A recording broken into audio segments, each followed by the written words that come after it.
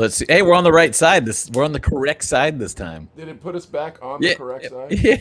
Because ever since that one time you flipped us back, I was like, yeah, it didn't look normal when I'm on the left side of the screen.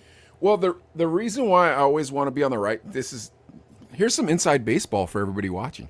Um, the reason why I want to be on the right side is because you have the blue RGBs, and so I bought this blue RGB to match your blue RGBs, so it blends. That's why. And if we're on the other I side, then the see. I RGB, see. my RGB is over there, and so it doesn't blend. I gotcha. I gotcha. Dude, we already got a comment too. And it's actually, I think it's a good thing. Can I post this up there? Yeah, sure. From Kevin Compliment. Chiefing on rainbow cookies, walk dog, listen to Chino Brothers. Kevin, compliment. Thank you. Respect, man. Respect. I love that That's already. nice, man. Chiefing on the rainbow cookies, the Delta. So, Mike had to fill me in on that. I was like, cookies are cool. I like cookies. I walk well, the dog. I don't know. I'm trying to think if we have rainbow cookies at the shop. I think we have. I mean, we have rainbow cookies in Salt Nick, so maybe he's talking about Salt Nick and not talking about Delta 8. So, It's different brands of kind of the same thing, right? sort of like dude. So when we were kids, marijuana was just that's it, right? You know what I mean? So here's the weird part, because now I live over here, right? So you never smoke? Did you smoke marijuana in high school or no? Dude, you'd have to go meet the kind The of cholo. strange dudes, kind of uncle. You had to go behind the 7-Eleven in the alley, and you're looking around, and you're like, all right, give me a dime bag, bro. And it'd be like he shook it off of his football cleats. You didn't know. It would look like nasty. And like, dude, I hope it works. Wait, And did you? it did. But marijuana makes you so paranoid. You did it when you were younger, and then we're like, I'm never doing this, or what? You know what? I tried it, and Johnny Conchola, who was the Mexican homie that I had, and we got it from his uncle or something, and we tried it, and dude, it was weird. I'm not gonna say I didn't like it, but it was enough to be like, I don't want to do it again. We're not saying that people should be smoking marijuana here, by the way, Right, folks. right, We're just absolutely. talking about life experiences as a child. So when I was a kid, though, you always bought it from a cholo. That's first, and then second, everybody always wanted Northern Lights from Alaska. Remember that? I remember hearing that. So you remember what I'm talking about. And then there was Yeah. if you got it from Seattle, it was dope, right? Humboldt was a big thing too. Yeah, right? Humboldt County. Oh, yeah. Humboldt County was huge. But if it was from Whittier or La Mirada, Santana. you know what I mean? If it's like, hey man, this is Whittier's finest. This is La Mirada's finest, which is in California for those of you who don't know where it is. You'd be like, oh, I guess, you know what I mean? So yeah, so I talked to the guys out here, and I was telling them about Northern Lights and whatnot. I'm like, what did you guys think was incredibly awesome pot when you were young? And they're like, Cali weed, and I'm like, that stuff was drag. Like, why would you ingest that? We do remember we had Maui Wowie. Yeah, I sell was that like Maui Wowie now. Yeah. So that's where I'm going. So when you're like, is there different brands? There are different brands of Delta 8, but Delta 8 utilizes all the strains. So I'm now selling Northern Lights and Oh. Maui Wowie, Pineapple Express, Acapulco Gold, Indo. Did you Yeah, we get have the we have Indo Indica? Sativa. We have Indo Sativa and hybrid that we sell. So I don't know if we're supposed to be talking about this on the internet. But I don't know. it's federally Yeah. and state legal. Delta 8. Yeah. For those of you who need a little extra pain relief, one puff, you'll be fine. 3 puffs, you'll be Bob Marley. So Very cool, very cool. Hey, can we? And then we're talking about. Well, I don't know if we can get into this, but employees. ahead. I got a kid that's working for me that's looking and stuff. So trying to make it to the big leagues at a station. So wishing her the best. But man, we talk about getting busy on a daily basis. You run 2 shops. I run radio stations, and it's like, whoa. so You got to handle it, right? it's hard. Well, we're talking about it's hard being in leadership. It's hard being a boss. And I never wanted to be a boss. Did you want to be a boss when you were young? Never aspired for that. I never wanted to, because dude, you think about wherever you worked at, the manager, you're like, Wait, speaking of boss, there's Gavin. He said, "Hey guys." what's up, Gavin? But There you go. you remember when dude, even at KOHT, La Caliente, Hot 98.3, Yeah. our boss was Potato Head, Richard. And It dude, was he was Paco, cool. though. Well, No, it was technically it was Paco Paco, was our yeah. boss. Yeah, but Um, the manager though was him. So most bosses, you think like, there's no way I want to be this guy. He was the hall monitor in high school. Now he's got a little position of power, and you got to kiss his butt, or you know what I mean. No matter is what, that I'd be what like, you think of bosses? I just for the most part, well, maybe I don't know, dude. Maybe I was lazy my whole life, and I just tell myself I'm hardworking, and people are like, listen, if Mike ever finds out he's not really hardworking, he's gonna lose his mind. So don't let him know, you know. Um, but okay. Out of your 138 jobs, yeah. how many of those did you quit, and how many of those did you get fired from? I probably only got fired from like 10 of them, to be totally honest with you. So the most of them you just like quit, like I don't want to do this anymore, or Yeah, this boss sucks. probably both. Dude, it doesn't take me long. Because, like, I can smell where it's going, and I'm like, dude, I can't do this for 2 years. Like, dude, like the hurts thing. You know what I mean? When you're like, yeah, I was there for like 4 years. I'm like, why do you hate yourself? Like, I sucked it up for 4 like, years. why do you dude. hate yourself? And you were like proud of it. I'm like, dude, like I smelled that scam in 3 weeks. Probably less than 3 weeks. I probably smelled that scam on opening day. Because I remember when we were in our what do they call that? Where they onboard you? What do they call it? The whole training process thing? Yeah, I know, or- but what's it called? Orientation. Well, I remember we okay. were there on orientation day, and the guy in front of the room, the presenter, whatever his name is, dude, the guy's name was Jeff, but he spelled it like the Toys R Us With the G? Yeah, G off? yeah, dude. His name was Jeff, and he spelled it like the Toys R Us giraffe. Yeah. I'm like, G bro, off. I would change it. I would just change it. Like, dude, when you're 16, you can legally change your name when you're getting, because I didn't have a social security card. And so it's like you can change your name when you get your social security card. So I didn't get one until I was like 14. You change it then. Yeah, but anyways, so this dude, his name was Jeff, right? And he was such a nerd. And he is like, we all gotta have goals in life. We all gotta have goals. You know what my goal is? One day I'm gonna own a Ferrari. I'm gonna own a Ferrari. And I was like, man, you gotta get better goals, dude. Your goals suck. And one of these days, Brandon, I'm gonna what's up? do We gotta see something what's up to Brandon real amazing. quick, too. Oh, Brando, me and Brando splitting the lanes, bro. Me and Brando splitting the lanes.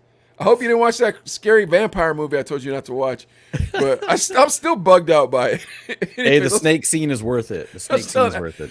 Yeah, no, 24 As a single dude. or Selma Hayek. Like, but anyways, getting back to what I'm saying. Yeah, so He wanted a Ferrari? This is me working at Enterprise, by the way, folks. So Adley worked at Hertz. How long did you work at Hertz? It was almost 4 years. 4 effing years. It's the same effing job as Enterprise. That job, dude, you want to talk about a soul crusher, folks. That's the worst job. I would rather repeatedly stab myself in the face with a spoon than ever spend another 7 seconds working for that slave ship. That freaking dude, if you want to have some fun, look up enterprisesucks.com. I think that's the name of it. And it's just a bunch of people complaining about that job. That job sucked. I'd rather put out a campfire with my face than freaking go back to that gig, dude. That'd be tough. So yeah, Very my tough. first day at orientation, Geoff says, hey man, so who's ever been in a fraternity here? And only me and another guy didn't raise their hand. Everybody else raised their hand, and I'm like, this can be a job, man. I almost said it because I thought it was just us talking right now. Yeah, I was like, this could be a poopy job, man. Like, I don't know if I can do this, but at the time, I'm like, I'm married. I have to bring home money for my wife, like, you know what I mean? And I'm like, I'm aspiring to do better than her, and she was becoming a doctor. You know what I mean? Like, she was becoming a doctor, bro, and like, dude, I had homies in Tucson that would call me. I know this cat called Fred back in Tucson, and he would call me and he'd be like, you gonna let your wife make more money than you? And I was like, Fred, it's not like that, bro. Like, and he's like, okay, I like a sugar mama too. And I was like, all right, that's it. I got to figure out how to make some money. Like, I got to figure out how to make some money, dude. And it was like one of my first out of college jobs. So like in Pittsburgh, it's like this. I don't know if it's like this everywhere or just Pittsburgh, or maybe it's like this in Arizona. But there's like 4 jobs when you go to Pitt that everybody goes for. Yeah, Could you imagine your business sucking so bad? What? Someone made a Oh website yeah. just to diss it. Dude, yes. That would hurt my feelings if somebody did that about Tiny Bucks. So, No but idea, Stan. No ideas there. but anyway, so you had 4 jobs that you could go for that like were hiring people who kind of didn't know what they were going to do when they graduated. You know what I mean? Like you got a degree in like social studies or something. It's like, what am I supposed to do with this? Geography. Yeah, whatever it was. So, did you really get a degree in geography? Yeah, I got mine in geography. Is that what you got your master's in too? No, master's in education. What was your plan with the geography thing? Be in the radio. You needed to find the geographic Degree. part of the map where the radio station was. Oh, there it is The on line the of map. sight transmitter. Yeah. Sketch this way, sir. Adley, we've been looking for this place for 7 years. We Thank haven't goodness. found it yet. Where is this place? Don't Find worry, it. sir. Only one more crappy club away. You like that? That's perfect. No, seriously. What were you thinking you were going to do with geography? I had no idea. I was just kind of like, I need a degree. I like maps and traveling. I You guess. like maps? I guess. I don't know. And I was like, you know what? And I remember too, kind of, you go through your undergrad stuff, freshman, sophomore, then like junior, you're like, dude, you got to pick a major. And they had, you go into the student union and they have all the different things, and there was nobody at the geography table. So there was no line. I was like, hey, what's up with this? Like, yeah, Dude, University of Arizona and University of Pittsburgh are starkly different learning institutions where you get the same piece of paper at the end. It makes no sense to me how they're both called the same thing. I don't understand why they're both called a fraternity or a university, because U of A should have just been called an extra large fraternity. Like that's what it was should have been. Yeah, it was a lot of fraternity. Yeah. Well, it was also a waste of time and waste of money. U of A is the suckiest college on the face of the planet. Like, God bless the Wildcats, because I got a little bit of that brainwashing inside me, and I saw Luke Walton take that cup. But other than that, F you, University of Arizona. You are a waste. Dude, that place is garbage. Dude, if you ever went to Pitt, you'd be like, how is it this place is cheaper than University of Arizona? I was gonna ask that, dude, because even now it's like $50,000 a year to go to U of A. Dude, I don't know. I don't know how much Pitt costs now. I but remember I'll looking say at it, I this. was like, dang. Dude, Pitt was phenomenal. I loved Pitt. I promise you this, and I live pretty close, so I drive through it all the time. I promise you this, if my kids told me they were going to go to the University of Pittsburgh, I would be so proud of them. That's awesome. I love that school. That school is fun. Dude, you go to school in that big castle in the middle of Oakland. You know what I'm talking about? The Cathedral of Learning? Yeah. Did I take you to see those Yeah, we walked around. nationality rooms inside? Oh, I don't know. We walked around somewhere. We were walking. I was like, dude, this is like a real old school university that it felt like a cool campus. You know what I mean? Dude. It felt really cool. And Oakland is a city, so it's not like a walled campus where it's like, I'm a child that has to go to school. You're in the middle of a city, and your classes are like above the office buildings and stuff. Like, it's a great school. But here's the thing. When you graduated from that school, you had one of 4 jobs if you didn't have the proper degree. So one was 84 Lumber. I'll tell you more about 84 Lumber here in a second. Okay, Please remind me to tell you about 84 Lumber. Okay. So one was 84 Lumber, one was Enterprise, I think T-Mobile, and then what's that? What's that insurance company that sells the it's like life Edward Jones. No, it sounds like the alarm company, but it's an insurance company, and I'm trying to remember. And they also do payroll services. Oh crap, MIP or something. But neither here nor there. That was the ADP. That's it. ADP. Yeah, ADP. That was the 4th job that you could get out of college. Like those were hey, did you not do anything for 4 years and just think you're going to get a job? Isn't that how it works? Well, come on over. So those were the 4 jobs. Kind of management trainee stuff. I guess brainwashy trainee, I guess, whatever. But like they had cool videos, and it would be like, you'd see these adults and they're like, get the bachelor's or get the master's degree without the cost. Learn from us. Enterprise. Oh, wow. We're a family. And like, dude, it looked like you were going to work for Merrill Lynch in Manhattan when you're watching their like videos and stuff. Then you get there and it's just a bunch of lazy idiots that do not know how to sell to save their lives, making $9 an hour stretched throughout 60 hours of the week, and all of them clawing and fighting to be junior managers and then become a manager. And I saw that and I was like, I'm not doing that. I'm not going to do that. I think there's an easier way to make money. The issue that I had coming out of there and trying to find a job, because, dude, I was in radio. We were in radio for, I don't know, 15-something years. When I was like... I remember when we were in radio, I used to always think, I have no marketable skills. If I lose this job, I am not qualified to do anything. Yeah, because, and then I'm thinking like, dude, 15 years of radio. I worked for Art LeBeau with this guy named Sketch. I mean, what is that? How does it look at a resume? So I was like, well, and then, I worked at Home Depot part-time for a little bit because, dude, I had a kid on the way, and I was like, I don't know what I'm going to do here. I got to have some steady income, some insurance, whatever. Yeah. And then you get the Hertz job. It's full-time. It's got benefits. There's a bonus package, all this stuff. And you're like, well, and it also sounds really grown up, too. Yeah, I kind of drank the Kool-Aid because I was like, dude, in 6 years I'll be a manager. You know what I mean? You're just like, okay, cool. I'll get a free car to drive around. I remember one of our trainings too, because you got to sell the insurance, the damage waiver is what they called it.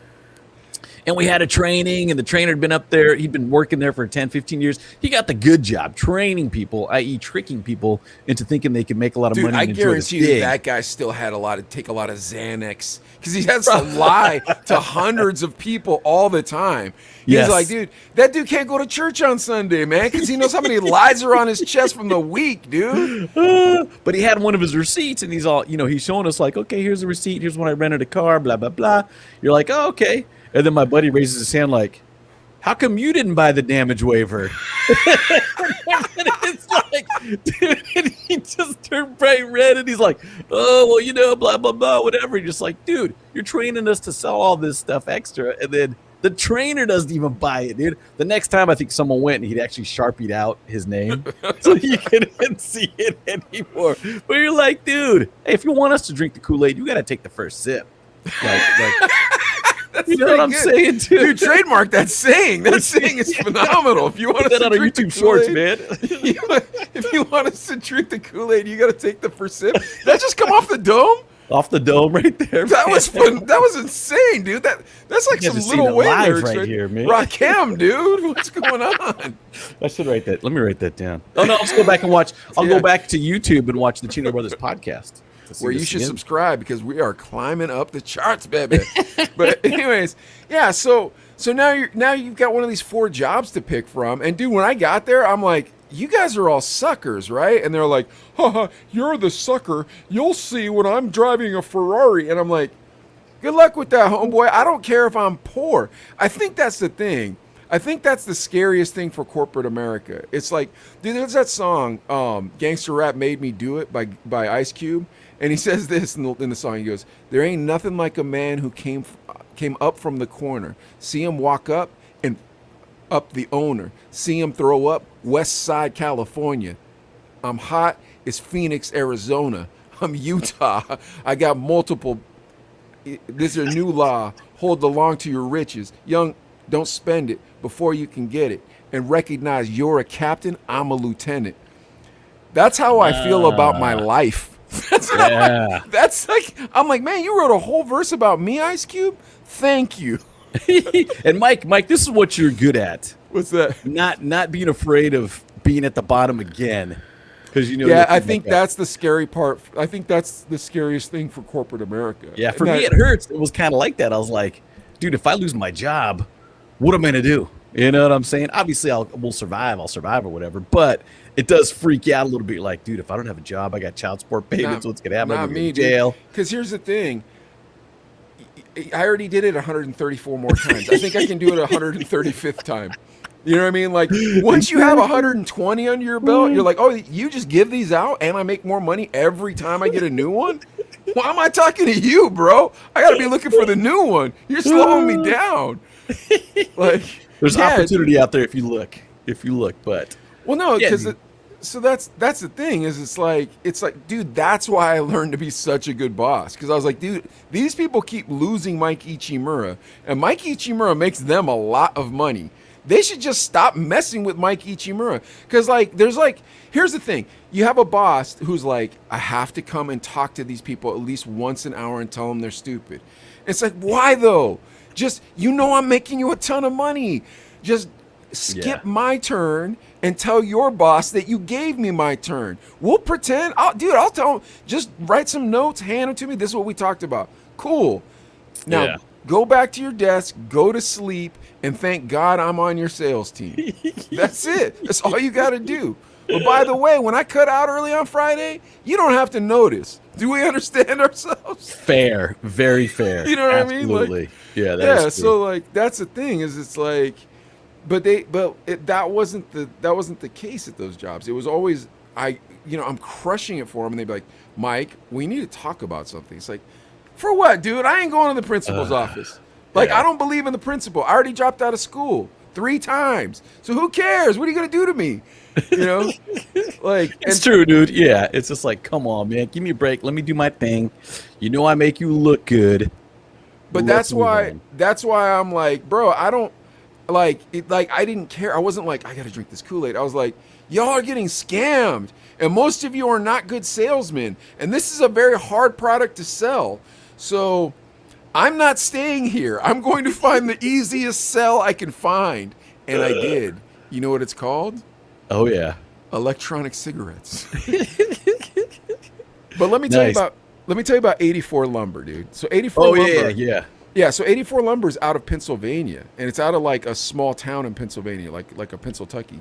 But dude, they supply lumber to just tons of lumber yards and tons of like new build projects. So if you're a salesman there, you should get a pretty decent nut. Does that make sense?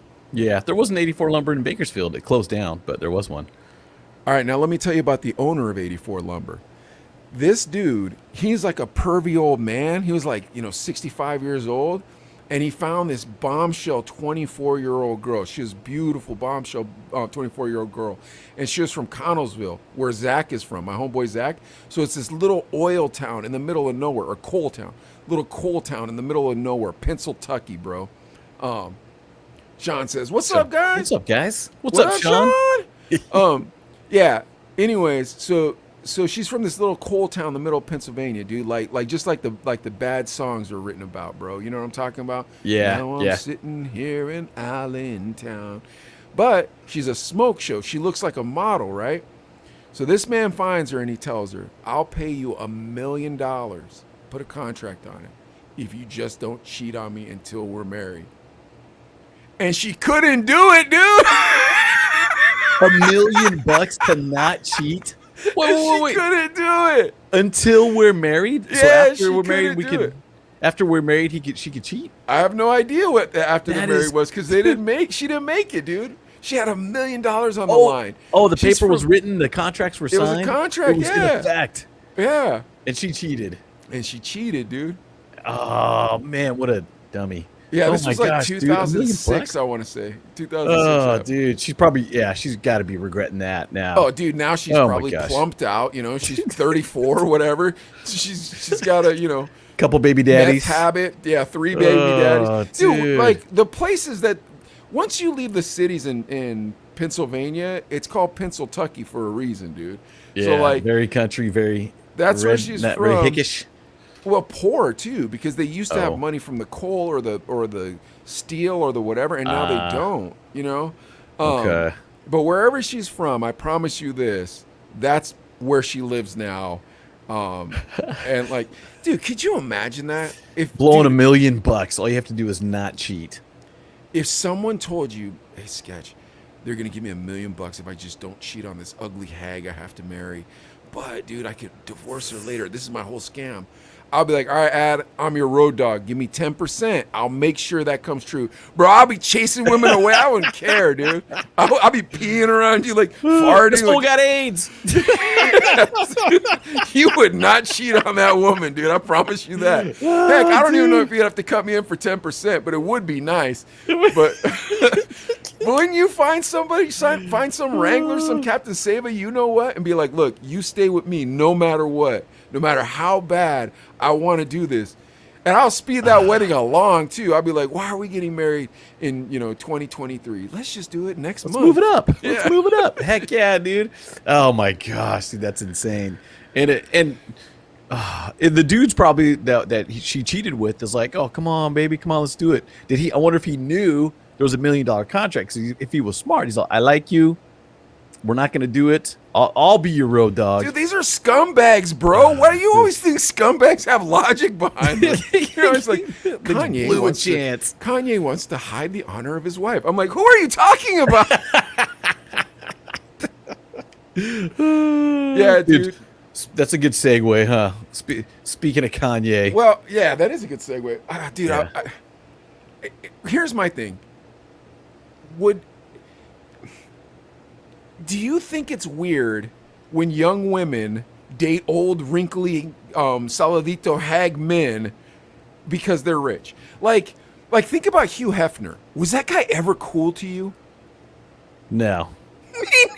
The pipe and the robe. That dude was the quintessential nerd. I was like, look at this nerd. And he'd always make himself more nerdy because he'd hang out with like the coolest people he could hang out with, but he didn't like understand what they were doing or what it was about. Dude, and I heard horrible stories about how he treated the girls in the house. Really? Yeah, I went to a cart like a poker whatever tournament at the Playboy Mansion. And you saw him walking around, but it's just like, it was weird, dude. It was a very weird vibe. You could go in the grotto. People are swimming in the pool, and I was like, no, I'm not swimming in that pool. There's no way, dude. No way. You went with which radio station? It was with here in Bakersfield, KBDS. Lieberman. It was Mike Lieberman. Oh, shout out to Mike. We'll leave HJ Lieberman. Yes. Yeah, remember I used to call him that. But dude, he's a really cool dude. I still think he works in the industry and stuff. But he's like, yeah, we get you in there, and it was cool. But you know how it is, dude. I was already in my 30s, kind of like, dude. It'll be neat to say it. What was Lieberman doing the whole time?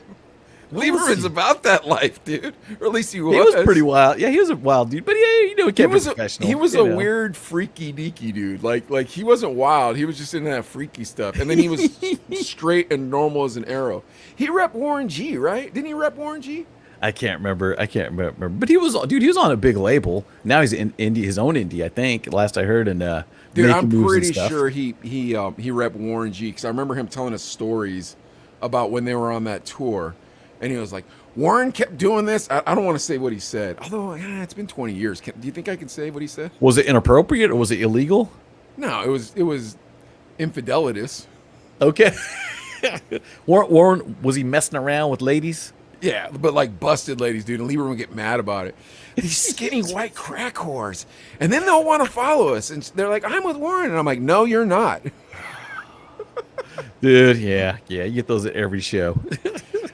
All right. But yeah, I had no respect for Hugh Hefner. And then when they came out with that show and the two young girls were like, we're friends. It's like, dude, you don't like him. It's gross. His old wrinkly balls. Like, is that what you want to see? You want to see this old wrinkled man? Dude, I hope I age with grace. You know what I'm saying, dude? Not be like, oh, I've got some money now, so let me find some young chick. Because who cares? It's cringy no matter what, dude. Even if you're rich, filthy rich, and they know they're going to get paid when you die, it's just like super cringy, dude. Like, I don't want to be that guy. It's too weird. Dude, when I first got out of college, after I worked at Enterprise, I worked at a divorce firm for a little bit, doing paralegal work for them. Oh my God, it was the worst job. That job sucked. That job was awful. Dude, just the pain and misery of life was on your shoulders when you walked through the door. There was like an evil spirit in that place of broken homes, dude. Every day, dude, it was like, oh, this place sucks. And there was this one dude, and he was a Christian, and he was a divorce lawyer. I'm like, how can you do that? But I went up to him, and I said, isn't it kind of weird how divorce is the only mistake that you get paid for? And he's like, well, it's interesting that you use the word mistake. I'm like, bro, we're not in court. Like, you made a mistake. You married the wrong person. Speaking of the wrong person, you ever heard of this fella? His name is DeAndre Cortez Way, born July 28th, 1990. Do you know who that is? Is that our Soulja Boy? That's Mr. Soulja Boy. So, DeAndre, let's see, grew up, he was born in Chicago, and then he moved to Atlanta at the age of 6 and grew up there loving rap music. At age 14, he moves in with his father, and his father buys him a studio in the house so that he could have something to do with his music. Ah, okay. Okay.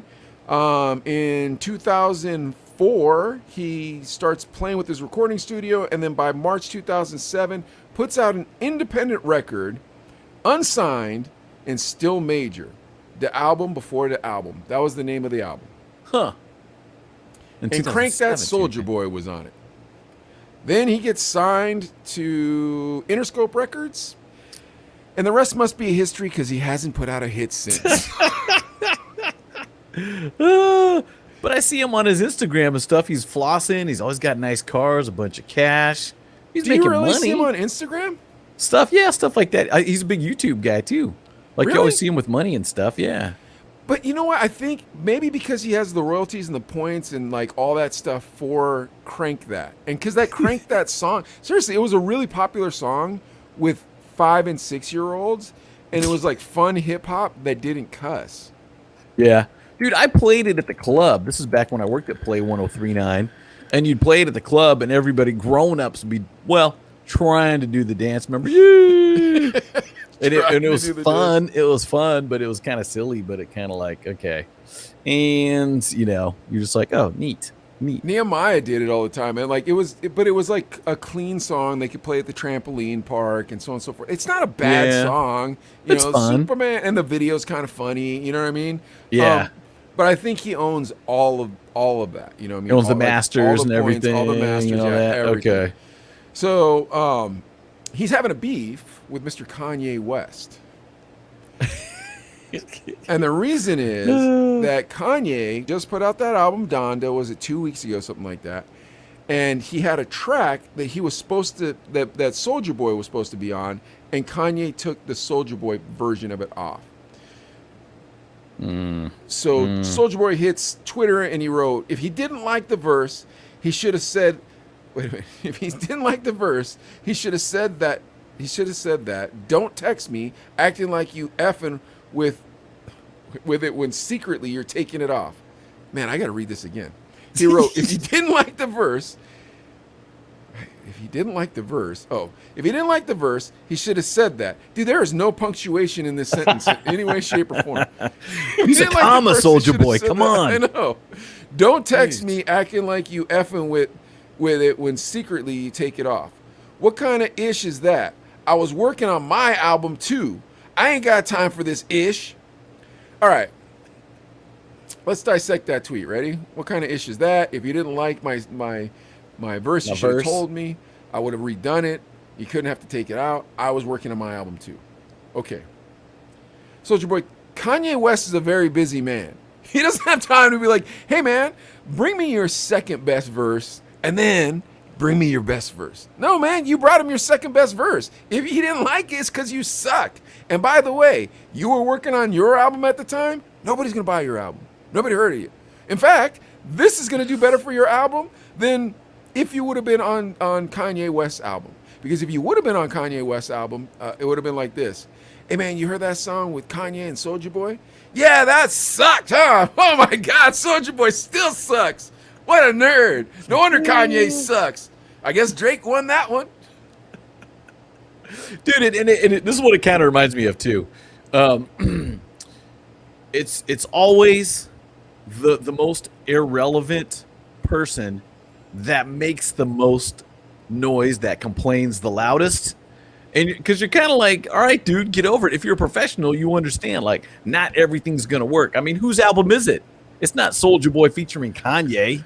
It's Kanye West's Donda album, committed to his mom, and he decided not to use your verse. You get over it. You be a professional. Say, hey, cool. You know what? Whatever, dude. It is what it is. Because Just come admit on, to yourself that you suck, bro. Learn that you suck, dude. You suck as a rapper, Soulja Boy. So then didn't make the cut. Yeah. then he tweets, I might diss you every day for the rest of my life how I'm feeling at Kanye West. Ooh. What are you going to diss him with, bro? You going to hit him with your purse? Is that what you're going to do? We had enough, he's Soulja Boy. Clearly we have, because we've never heard of you since Crank That. Ooh, do that Soulja Boy, the Superman. 2007. 14 years ago. My kids were children. Dude, I bet you my kids won't even remember that song or the dance. Yeah. All right, This was next. before they were born. Next. No, they danced to it. Well, okay. Next.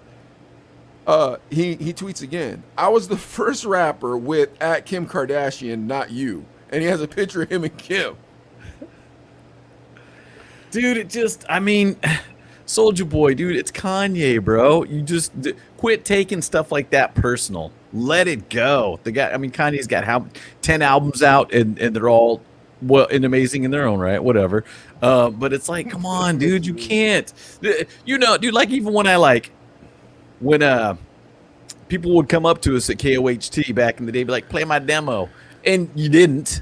And then you see him again, they're like, F you, you're stupid, your radio station sucks. You're like, dude, it's just, your song's not good. I'm sorry.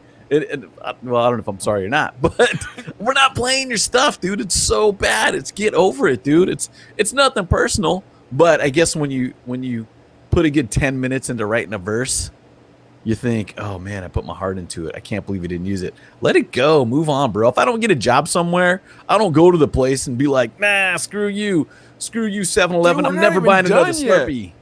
We're not even done yet. Then he goes on. Yeah, then he goes on and he tweets, I want to fight. Do you want to fight? Do you know how to fight at Kanye West? I feel like you a hoe. Let's get in the ring. Mike, have you ever got turned down for a job you wanted? Oh, lots. Did you go up there and be like, I'm going to fight you, owner? You better know how to fight. How dare you not hire me? Also, at the same time, like, I'm not saying Kanye West does or doesn't know how to fight, but Soulja Boy doesn't strike me as the kind of dude that knows how to fight, first. And second, Kanye West had his entire jaw shattered and then spit what I would consider his best song through the jaw that wired shut. If he can deal with that kind of pain, I'm pretty sure your little punk ass punches ain't gonna do nothing, Soulja Boy. Soulja Boy, you ain't gonna be doing nothing, dude. How euphemism in the closet does that name sound too? Soulja Boy.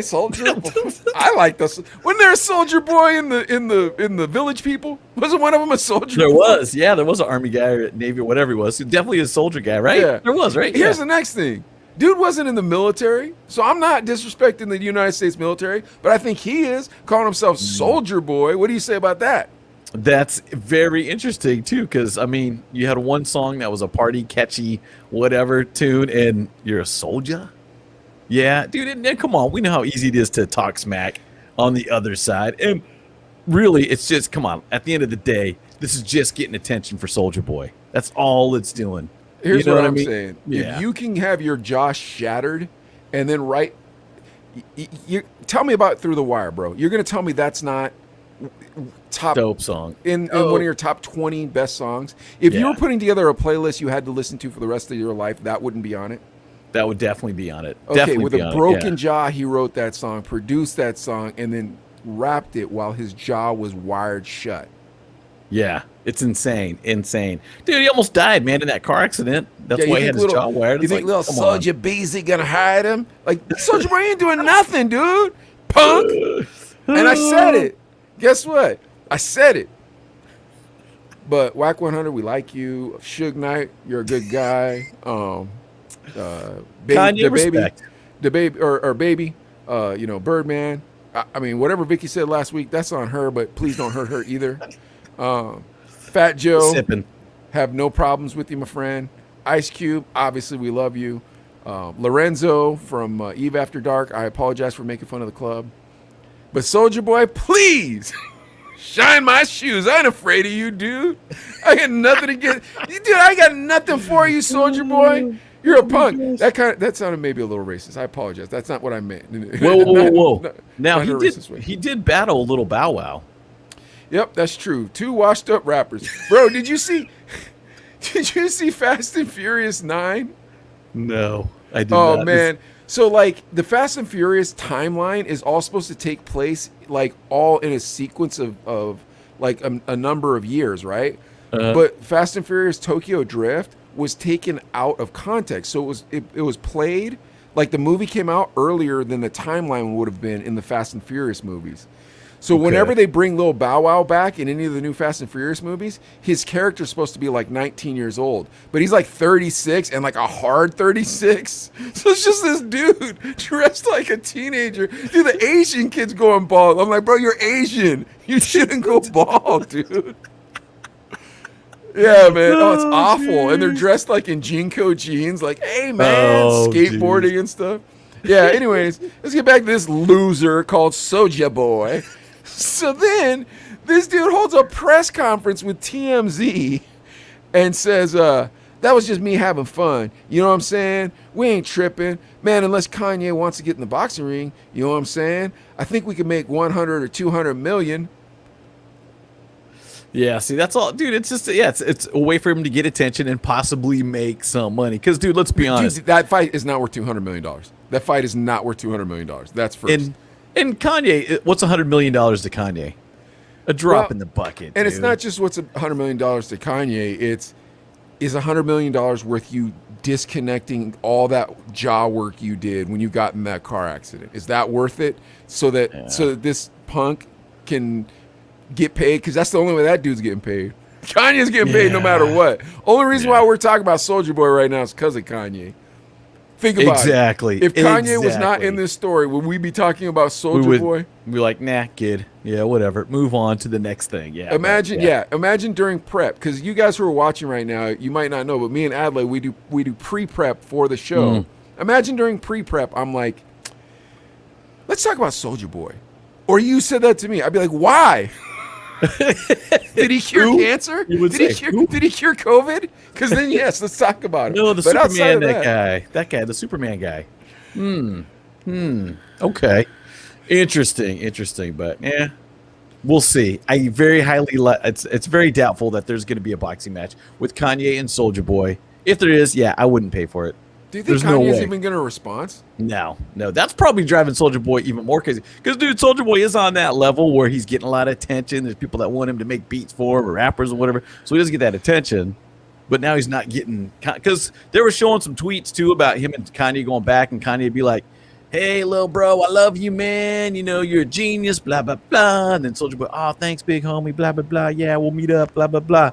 Granted, though, in my phone, I could change Mike to Kanye and say, like, Mike, text me some stuff, dude, to say how great I am making music and stuff. And I'd show it and it would say, Kanye. You know what I'm saying? I thought it's super easy to fake a text, don't you think? So you're saying that Soulja Boy has faked this relationship with Kanye West? I mean, when you show the screenshots of his phone, it does say from Kanye. Well, this is what I'm going to say. Soulja Boy is a biggity, B.I., son. I ain't afraid of you. Who's afraid of the big bad wolf? Not me. Geez. Yeah, you can't call yourself Soulja Boy, dude. That's stolen valor. You better join the army. That's it. That's the beginning and the end of it. Unless you join the military, Soulja Boy, you need to change your name to Farty John. That's your new name, Soulja Boy. Farty John. That's for disrespecting the flag, Farty John. Yeah. And then as soon as he starts talking back, bro, then I just put my hand over my heart like this. I pledge allegiance to the flag of the United States of America. And I just have like Hulk Hogan and like, you know, I don't know, The Rock standing behind me like, yeah, America. I'm like, word. Get this traitor out of here. Oh, jeez. That's when I became president, by the way. There you go. Kanye, Soulja Boy beef. That's kind of beef light, I guess. It's pretty beefy, dude, in the fact that we got to make fun of Soulja Boy. But, all right, come on, man. Let's get to some news. We got to move to the next what do we got, news story. Adlai? Give me some news. Now, this one, if you haven't heard, Will Smith, Jada, been married for a long time now. They got grown kids together, and they've been married. I've always thought that was an ideal marriage, especially in Hollywood. Yeah. You're thinking like the perfect couple. Oh, it's Handsome so man, great. beautiful lady. Yeah. Both successful, plenty Great of money. kids. Look at their kids are Yeah. so good looking, talented. Yeah. And then scandal, what it was about a year ago? Apparently Jada Pinkett Smith had an entanglement with a young R&B artist, and it came out, and she's like, "Yeah, we did." So then Will went on the Red Table or whatever her show was called, and they talked about it. It was like, she yeah, has a show? Jada Pinkett Smith has a show? it's a YouTube thingy, the Red Table. Oh, really? Yeah, yeah. So that's where it came up. And this is the weird part is everybody wants those views and those clicks and those likes. So man, she went hard like talking about, yeah, I had an entanglement. Basically, I cheated on our marriage with this younger dude. And she's saying this in front of Will Smith? Yeah, it was for YouTube. It was out to everybody. It's like, Holy whoa. cow. And then Will kind of this is what happens. Will goes on Red Table Talk is the name of the show. August Alsina was the guy that she cheated on with. He came to Bakersfield, as a matter of fact, did a show here. So sorry, getting sidetracked. But so wait, did he do a show before or after you knew he? This was before. This is before anybody knew. So yeah, if it was after, dude, the show would have sold out. I think it sold 200 tickets. I don't think anybody went.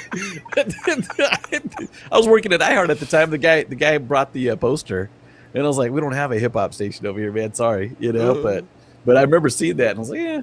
But anyways, so now Will's opening up. He talks to GQ, has an interview. And he even says, "Hey, our marriage wasn't working. We couldn't pretend. We were both miserable, and clearly something had to change."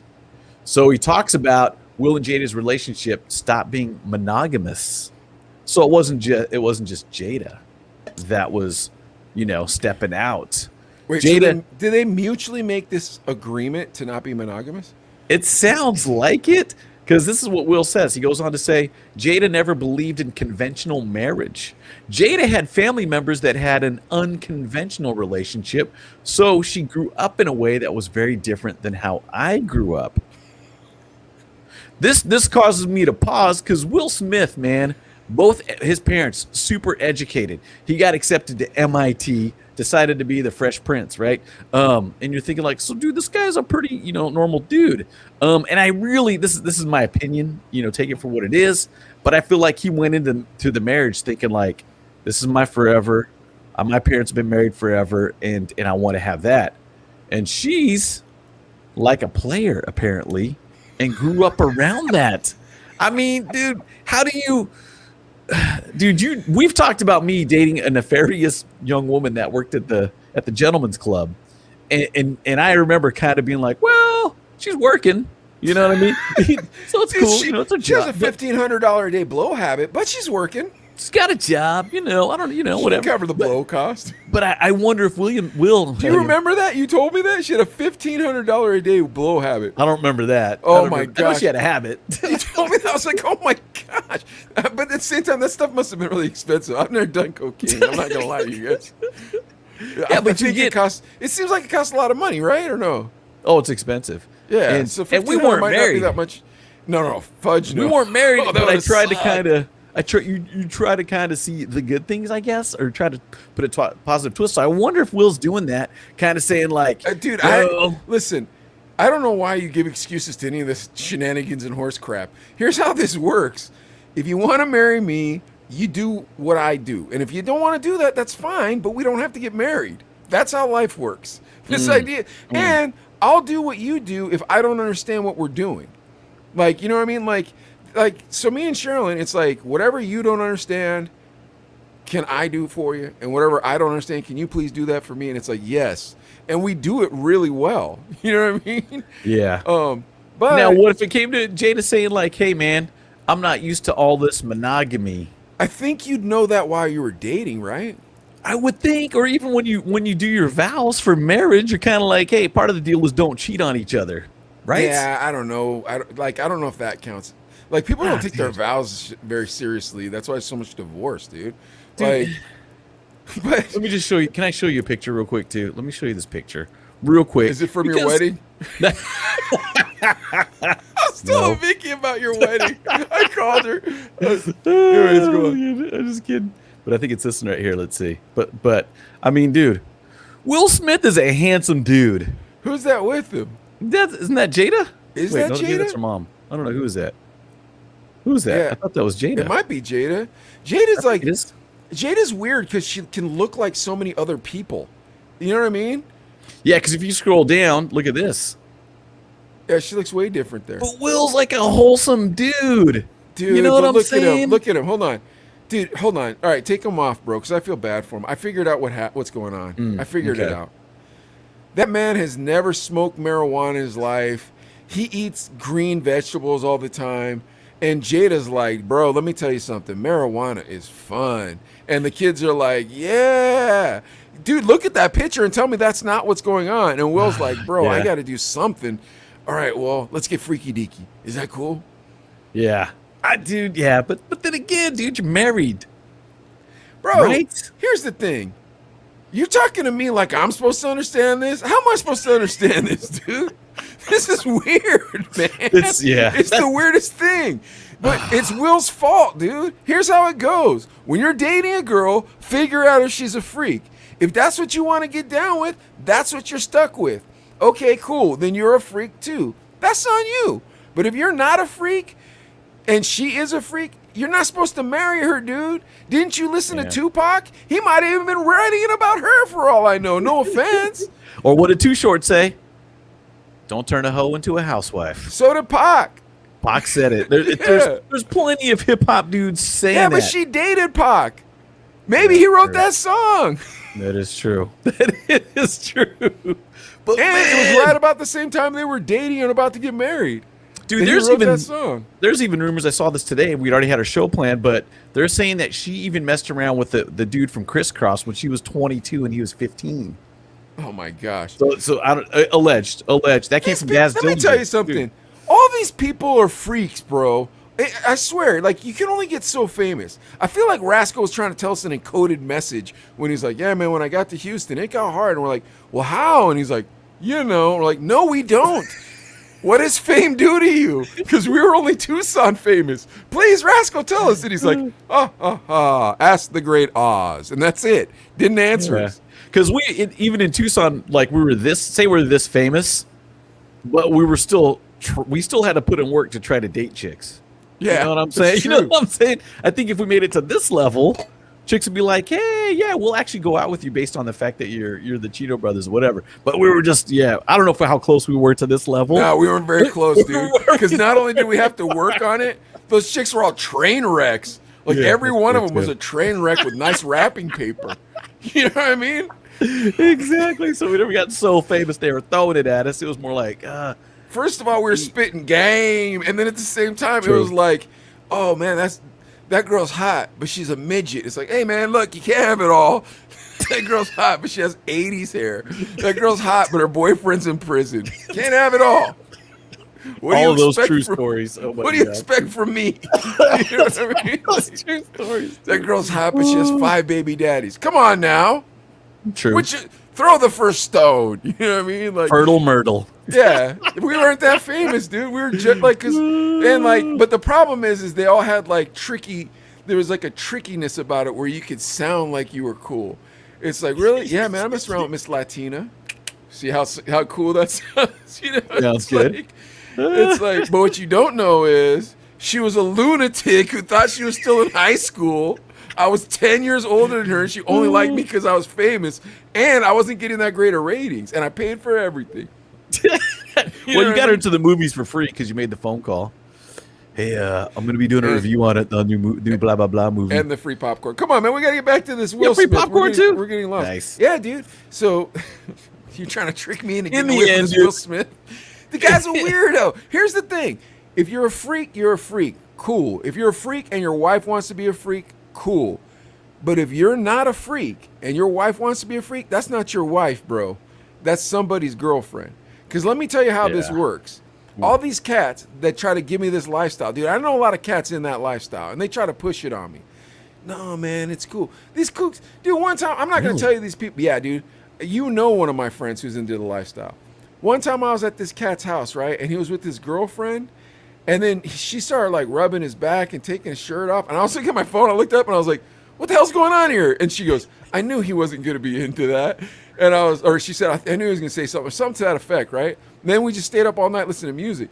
I come back to Pittsburgh. I tell that story. Everybody's like, bro, they were trying to get freaky with you. I'm like, really? And they're like, yeah. Next time I come out, my friend invites me and my wife to come down. I'm like, nah, we're busy, bro. Oh, dude, that'd just be too weird. I couldn't do it. Yeah, that'd be too strange, dude. But here's my point in telling you the story that I know people. Bro, the idea is, look, I get to be with all the girls, and she gets to be with all the guys. Now, let me explain women to you, Adlai. There's only a few types. You ready? Yeah, let me hear it. There's a woman who loves you because she only wants to be with you because you're the person that she just can't live without, and you're her best friend, and things are super fun, and you're still beautiful to each other until you get old and die. If you're lucky enough to meet one of those, then thank God, because even the Bible tells you that that's not something you actually deserve. It's a blessing. Okay. Doesn't get better from there. Oh, that's the top. Okay. Yeah. Then the next is you got a woman and she likes you because you're with somebody else. But she's crazy, right? Because she likes you and she wants to be with you because you're with somebody else. Does she think that she should have you over her? Yeah. Yeah. Okay. And so I know that but she's type. crazy, right? Yeah. And then last, there's a girl who just sleeps with every dude. You see that? Yes. See that? Okay. Now here's the Wait, there's the truth. fourth one. No, there's only 3. Oh. I couldn't remember the fourth. What was the I joke guess the about fourth. that? I guess the fourth is just like a regular. I'm not really that happy with my wife type of person. You know what I mean? Okay. I guess that could be your fourth. Because there's the one the girl that sleeps with everybody's an SLU, but Yeah. the girl that sleeps with everybody but you is a B. Yeah. Hold on. But listen. So you got to pay attention to these 3 because it comes into Okay. this lifestyle. You ready? Yeah. Okay. If you have a girlfriend, if you're in this lifestyle, right? You're into the freaky deaky. That first woman that wants to only be with one man and you get to live your life together and be beautiful together forever, she's not going to want to be with that kind of guy. So boom, you're out. Okay. If she's out, then now we're left with jealous woman and the woman that gets to sleep with everybody. You ready? Mm-hmm. Jealous woman realizes that he can be with whoever she wants, and she no longer wants him because she can have him now. What are you left with? The A one woman who sleeps with everybody else. And guess what? You're not sleeping with anybody. So your girl gets to sleep with everybody, and you're at home fantasizing about it. And then every once in a while, the Weight Watchers lets out up the street, and one of them popsicle suckers pickings is super lonely, and you just brought home a whole brand box of C's candy, and you get to get lucky. Dude. The hard part about it is then you call your friend Mike and tell him all about it. Hey man, you remember blankety blank? I won't say her name from high school. Yeah, I hooked up with her the other day. You did? Yeah. Man, she was a cheerleader. Well, she put on a couple pounds since then. How big is she? I don't know, a little bigger. Is she as big as your sister? I don't like this analogy. All right, hold on, man. I'll look her up on Facebook. I want to see her face. How big? What's going on? Clue number 1. Wait a minute. There's a picture with her and Manny Pacquiao. Holy God. Did she eat herself and then another herself? Like, how big is this girl? Yeah. Isn't it nice to be a swinger? Aren't you jealous of me? Don't you wish that you were a polyamorous? By all means, no. That's the real lifestyle, bro. Like, Will Smith, dude, I feel bad for you, bro, because you hooked up with a freaky deaky and you really love her. So you're not going to have torrid affairs. You're just not going to do it. Dude, and he probably comes from that family life of you don't get a divorce, or it's really frowned upon. But at some point, dude, come on. Do you think he's sitting at home crying while she's out? Yeah. Going through getting emotional? Yes, absolutely. Bumping some Mary J. Blige, getting all sad? Yes. Dude. And With Will Smith, Wyclef? dude, I guarantee Someone please call 911. he could have pretty much, dude, he's Tell like, them yeah. I've just been shot down and the bullets in my heart and she's piercing through my soul. See if I can pull this off. Feel my body getting cold. Such a That's good what he's song. doing. That's a great Yeah. song, dude. Wyclef Jean, bro. I was playing him for the kids this morning. I was playing that Cash Rolls Everything Around Me song for the kids this morning, and I was like, this is why the Fugees were phenomenal. Yeah, I've been on a little Fuji's just listening to the score. Oh, you and can't over. help It's it. oh, You so can't help good. it. Yeah, you can't so help it. dope, dude. All right, so Will Smith, my man, get out of this marriage. It ain't for you, bro. It ain't for you. Dude, Trust you gotta. Yeah, cut hook the up with cord, one of those homie, real cut the nice. cord. Yeah, get one of those nice Hollywood girls. Like, dude, unfortunately, Common already got shacked up with Tiffany The comedian Haddish. chick, dude. Dude, Yeah, Tiffany she's Haddish great. got to have some homies. There's got to be Yeah. another type of Tiffany Haddish, although she's a one of a kind. Good for you, Common. Yeah. God bless you. You ain't gonna hear about Good that. for you, man. You think Common's gonna have that craziness in his life? Nah, Tiffany Haddish seems just down. Exactly. She seems Enough of this down, story. dude. What's our next story? Yeah. Okay. Now the next thing, R. Kelly obviously been in the news a lot. Really? Verdicts came down. Yeah. What's this verdicts guy's came name? down. R. Kelly, Robert Kelly, Robert I know him Kelly. as Robert. He's a Robert- singer, correct? singer, and dude, Key to Your Ignition. Dude, Step that in the guy Name wrote of such good Love. songs for 12-year-olds that he was peeing on. When a woman's fed up, dude, in Studio 230 in Tucson on Congress. Dude, when a woman's we fed up. bumped that And dude, who did he marry? It just came out that he married on was it some Andre chick. Oh, Aaliyah. Aaliyah, yeah, when she was 15. When she was mad young, dude. There's some dude. If you guys want to go This dude is a down that rabbit hole scumbag. on the internet, dude, there's some dirty stuff that he was dirty. We He should was just nasty. do a whole R. Kelly episode and just find out all we can find out about this guy. Dude, it'll make your stomach turn, man. It will Is make it that you just, bad? Yeah, dude. It's just Dude, did you ever underage watch chicks and Did you ever watch Finding Neverland or whatever that was on HBO? see, that's another one I don't want to watch. 'Cause I I'm didn't just see it like, either, it's, dude. It's gonna be just you hear people see talking it about it, like, oh, dude. Dude, when Chappelle said not to watch it, he's like, "Did you all watch that HBO special? It was gross." I'm like, "I'm not Yeah. watching that." If Chappelle said it's gross, I'm not watching it. Dude, and it just, you're just like, dude, it just makes my stomach turn. And R. Kelly, dude, I mean, he did some dirty stuff. They're throwing people that Oh my women that gosh, he'd dude. abused, and he'd lock them up. They weren't allowed to eat. They weren't allowed to use the restroom. All this stuff, leave Dude, this guy without was his a monster. permission. Here's the thing, and we've known this since the Chappelle show. It's like Chappelle Yeah. show, dude. That's another thing people ask him. 15 years ago. Why did it take so long for him to go to jail? Yeah. For this to come down that he's guilty? Dude, But that it sounds news like article, like that news interview where he's like, "I'm fighting for my life here." Remember that one? That was like 2 years ago. or when he's all like, I don't need to watch the video of me peeing on somebody because it's not me. I know it's not me. Therefore, I know I don't need to watch the video to prove that it's not me. And I'm like, dude, I've seen the video. I bought it at seen Malix's DVDs at the swap meet, and I watched it, and it's you. It's you. Dude, and Yeah. then Cosby's sticking up for him. It's like, what world are we living in? Dude. And I'm glad you bring that up too, because Cosby, you're thinking like, dude, you're a weirdo too. Yeah. You drug chicks with the Spanish fly, whatever. And but Chuck D, Public Enemy, the lead rapper, Yeah. all about standing up for people's rights and stuff, and fighting the power. You know what I Yeah. mean? So I'm going to show you the tweet real quick. Let me just show you what he says. And you think Chuck D, when I think Dude, Chuck I D's love Public shared Enemy, something- man. Is this going to Yeah. change my opinion? No, I don't. I Okay. don't think it will because it got. I feel like it got misinterpreted. So Chuck D tweets out, abused in his youth, an addict as an adult. So R. Kelly, he's saying R. Kelly when he was young was abused too. Yeah. And sadly, that's what happens. You know what? This chain continues because these kids learn it at a young age. Yeah. They think it's normal, maybe, Hold or on, whatever. I'm trying to read it, bro. Why are you All right, keep go talking- ahead, go stop ahead, go ahead. talking? At least read it out loud. Okay, so abused in his youth, an addict as an adult, and then he talks about Ike Turner served 18 Just months in read prison. it, dude. Okay, Sorry. that's okay. Rick James did similar time. Ike came out a changed, positive human being. How long should R. Kelly spend in prison? And does a USA system give a man a chance for a man to change his world around? All right, So- yeah, put us side by side.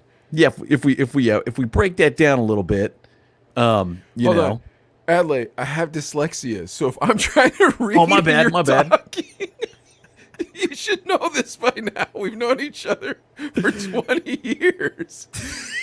That's what I'm screaming at you. Just read it. Because if you read it, I can read along with you. But Oh, gotcha, if I'm gotcha. reading and you're talking, I'm like, I can't, like, it scrambles my brain. I feel like I'm on a weird roller coaster. I'm like, dude, stop. Knock it off. Oh, my bad, dude. It's But okay. but the thing is, I just try to break it down because he talks about Ike Turner serving 18 months. Ike Turner did beat Tina Turner, was Yeah. abusive to her. Yeah. She was an adult, so it's still different than abusing kids. Rick James did similar time. Again, he was physically abusive. He was physically abusive to people, not to kids, not sexually abusive to kids. Yeah. I came out a changed, positive human being. I have a problem with that because I don't remember that. I don't remember that. He got out of jail and didn't want to go back. So he changed his behavior of beating up his wife, right? I mean, I don't know. I'm just speculating, but that's kind of what I interpret from it. Yeah. Dude, here's the thing. Like, I think it's hard because we live in a very politically divided world. So we'll read things and then politics kind of come into our head. You know what I mean? Where it's like, oh yeah, but all right, let's that's why I don't have a party, man. Divorce yourself for a second and understand it. It's like, oh, I'll tell you this. I'll tell you a story. You ready? Yeah. Okay, here's a story. So one day, this is not going to be a popular story, but I'm going to tell it anyways. One day, I'm at Nehemiah's school, and his first school was super ghetto, right? And like, dude, everybody was just so ghetto and so ghetto. And the one thing I kept thinking is, these kids are growing up in the projects, they're growing up in the hood. Like, what can we as a society do to change this from happening? All right. Now remember, like 4 years before this, maybe even 3 years before this, I was working at Comcast. And bro, I would go into the hood all the time to sell Comcast into the projects, bro. And in Pittsburgh, it's like the movies, bro. You know what I'm talking about? Like with the crack dealer and all that stuff. Like, dude, these projects that I used to sell at, in the Brushton projects in Homewood, there were 3 towers, and each tower had a crack dealer in the hallway. Like he was too lazy to be in the like courtyard, I guess. Okay, that's what you see growing up. How as a society are we going to change this? And not just come up with fancy slogans and not just change our emoji to a black fist. What are we actually going to do? Because I think we need to start talking about it instead of just going, it's your fault, it's your fault, it's your fault, it's your fault.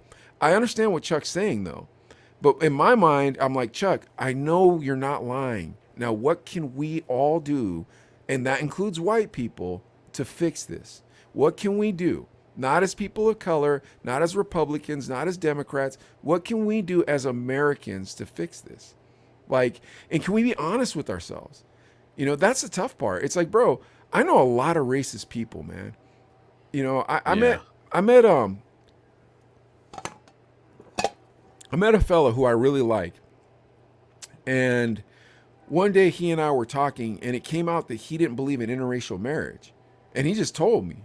Wow. And I was like, Wow. but you understand, I'm a Was he product. white or black? He was white. And Wow. and he was like, from the country, all this. And I said, but dude, I really respected this guy a lot. I really respected this guy a lot. And I still respect him. He was a good businessman. He taught me business. And one day I was like, I'm your only brown friend, huh? And he was like, I guess so. I never He's like, really "You're thought brown?" about it. No, he knew. He knew. Like he was, like he knew I was a product of an interracial marriage, and he knew I was in an interracial marriage. But instead of me being like, hey, you pig, how dare you say that to me? You know how that insults me? I was like, explain to me why you feel that way. Because I want to hear what you're saying, and then I want to understand. I want you to understand where I'm coming from. You know? And he did. He was like, look, the cultures are just so different. It's so hard. You don't understand each other on the same level, no matter what it is. And I was like, huh, I don't disagree with you. I said, you know, my wife is from a very suburban area of Virginia, and I'm from a, you know, working lower class neighborhood in Los Angeles. And outside of loving God, the two of us, it wouldn't work. Huh. It wouldn't work because there does come a time when it's like, I'm right, I'm right, I'm right, I'm right. And it's like, okay, there's only one right, and that's what the Bible says. So if it says something different than what one of us is saying, the other one is wrong. And it's like, okay, and you don't argue with it. You know what I Yeah. mean? So I understand people get mad about religion, and they want to make fun of religious organizations, and a lot of religious people are nerdy, so it's real easy to pick on them. Yeah. But realistically, it's like, if you just had that in your marriage and you were so different from one another, but you knew you were supposed to be together, you end up making the funnest marriage. Like you just end up making the Yeah. funnest marriage. Dude, my wife started skateboarding at 40. Nice. Like, yeah, because she wanted to be with her family. Yeah. You know what I mean? That's Okay, cool. but that's the thing, right? So if I can live that life and show that to this fellow, then he can see that and be like, oh, maybe it is different. And if I can Yeah. just be like, it doesn't matter. You know what I mean? And dude, it's tough, but I don't care. Like, I'm not going to bow down to either side. Like, the left isn't going to get me and the right isn't going to get me. You know what I mean? That's good. That's good. But that being said, it's a very Republican idea to be like, you need to work for yours, and everybody didn't have a good opportunity. Some of us didn't. This guy made it, and did it. And it's like, hey, man, we need to look into that part of our society that we just sweep into the corner and say, what are we doing? Yeah. Yeah. Do you agree with me?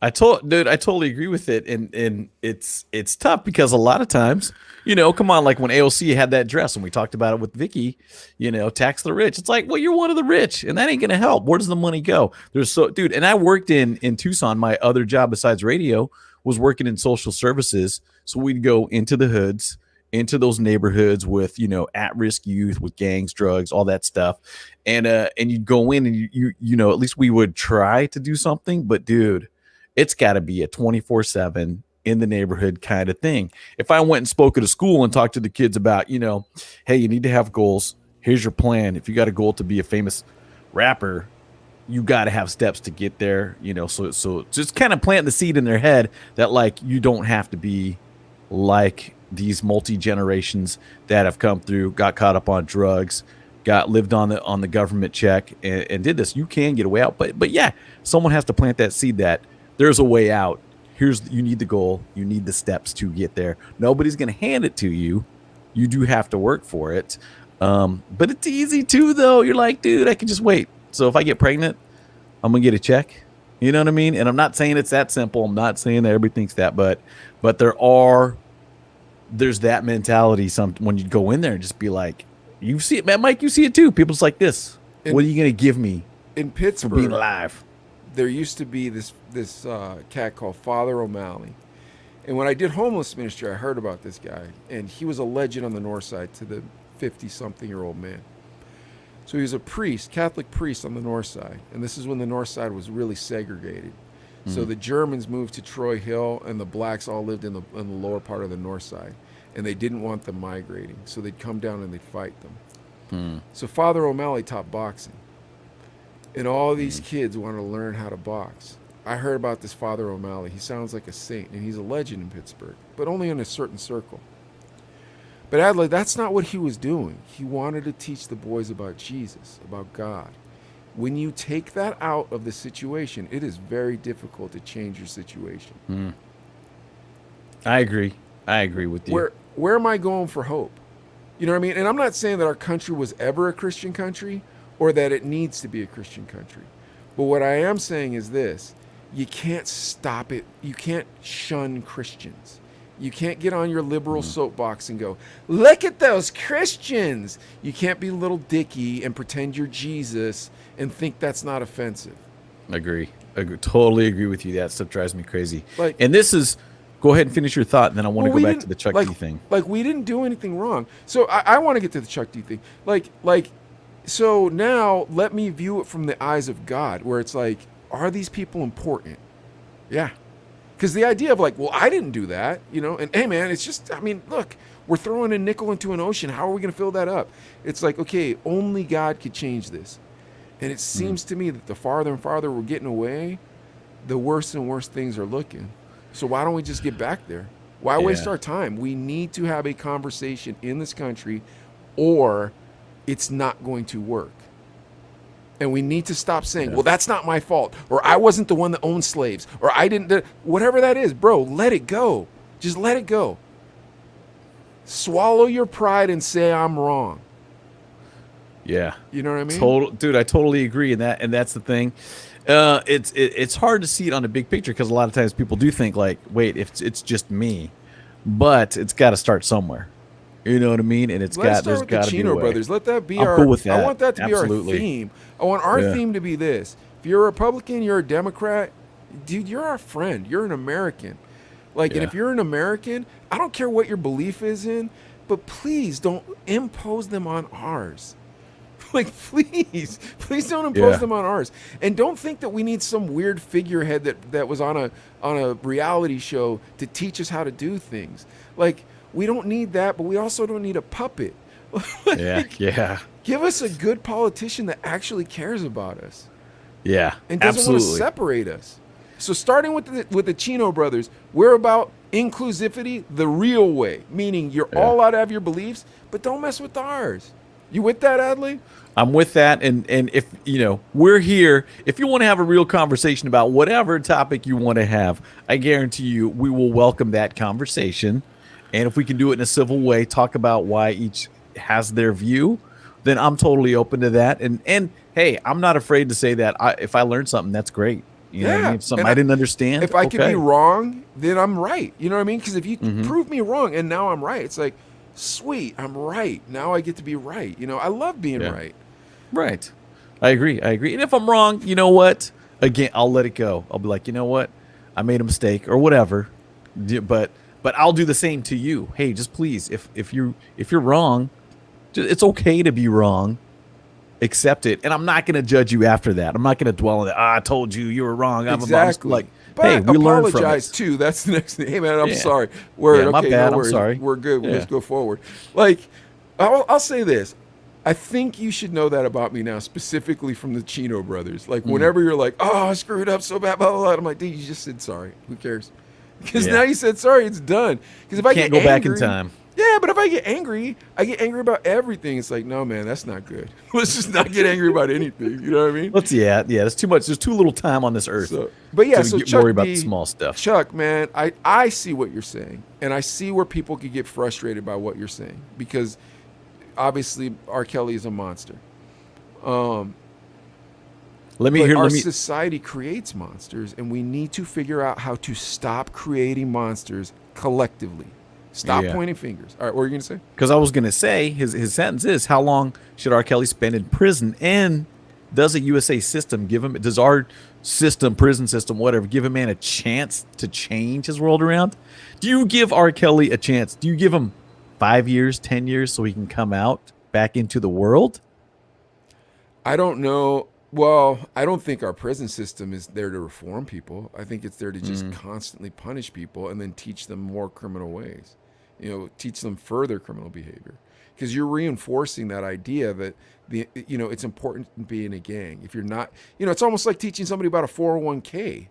You know what I mean? Like, so yeah, our prison systems are broken. Dude, and they're privatized now. So it's like, it's about money. Profit. This is not good.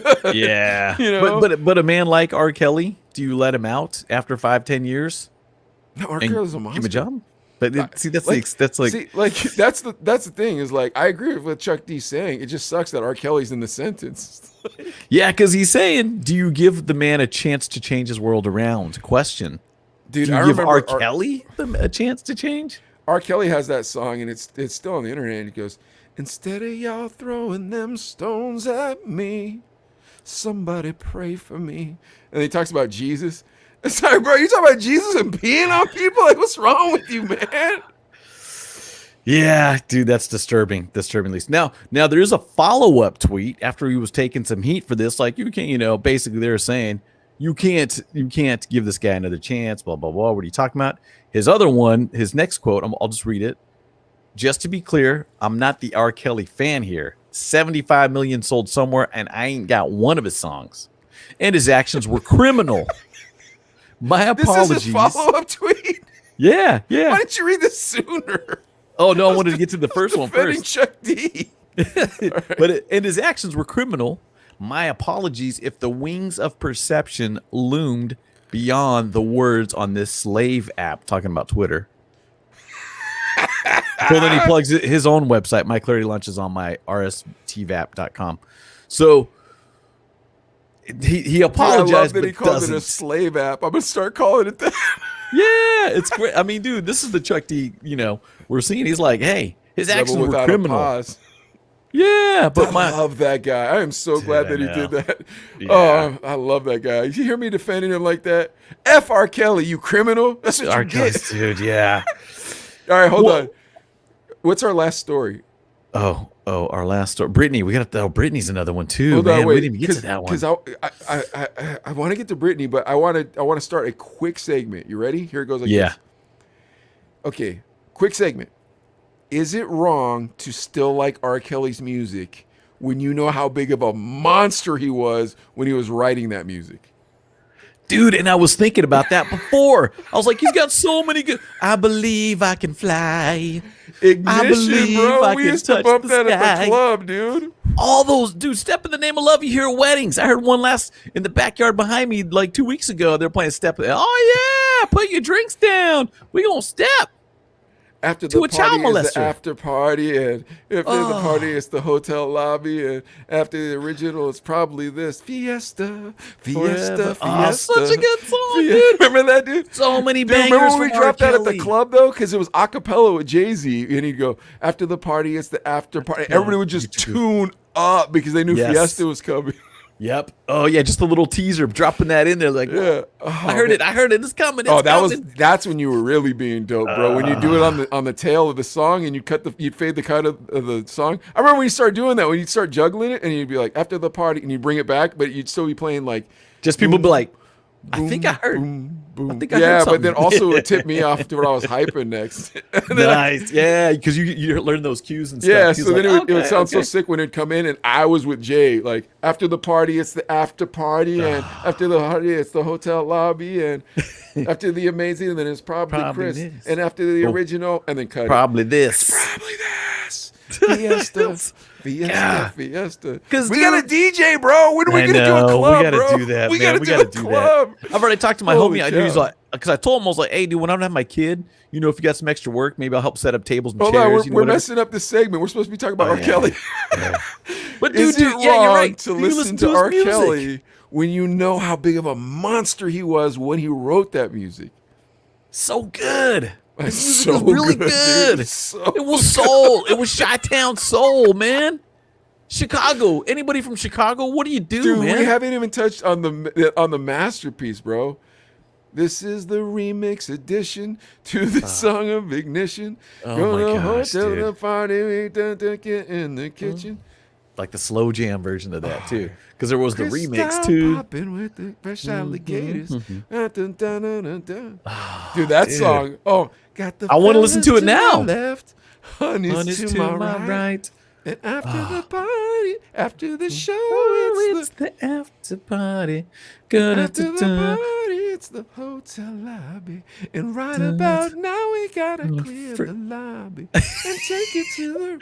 You know you're gonna break somebody. Let me get some. Let me hear that. Beep, beep. R. Kelly, this is the remix edition. Dude, we would bump that at the club. It's like, hey, you're welcome, gentlemen. You're welcome.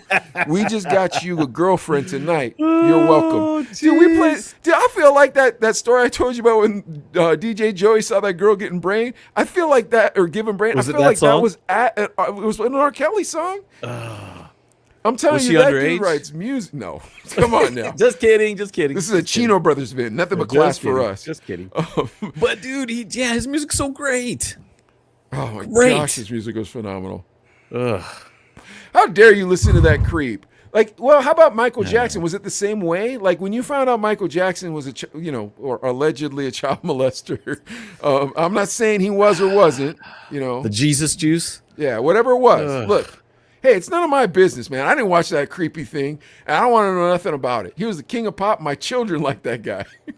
But The kids are still moonwalking to this day. dude, the kids You in know? Pittsburgh love Michael Jackson. Kids Yes. Kate's age, they adore Michael Jackson. Yes. In the city in Pittsburgh.